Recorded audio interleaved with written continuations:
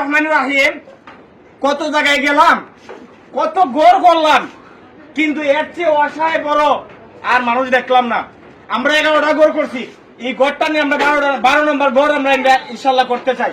কিন্তু গড়ের একটা অবস্থা দেখেন, এই যে দেখেন, এবং রাজ সাক্ষী আমাদের জাকির এই গড়ের বাস্তবতা দেখছে।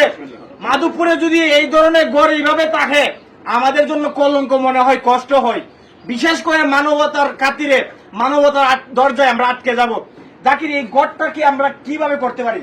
এই গোটার এই জায়গাটা তো নিজে দেখাইলি যে অবস্থাটা, এই যে টিনগুলো একবারে প্রত্যেকটা টিন ভাঙা, এত বড় বড় ছিদ্র, এত বড় ছিদ্র। আর বল দিয়ে তো উনি নিজে পয়সাটাকে আমরা দেখাইছি আগে।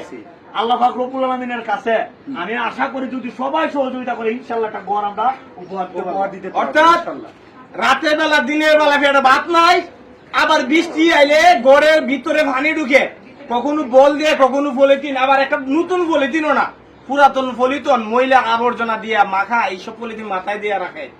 মাধবপুরে অত এসি রুমে তখন কত লোক আছে ভাই।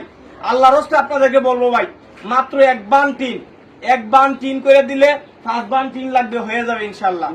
এবং আপনারা কেউ দাঁড় ফাঁকা করে কিছু ইট দিতে পারেন, কংক্রিট দিতে পারেন। কেউ যদি পারেন ভাই, আপনারা একটু রড সিমেন্ট দিতে পারেন, অল্প অল্প করে আমরা ভিতটা যেন একটু সুন্দর করে করতে পারি। মাধবপুরে এই গড়টি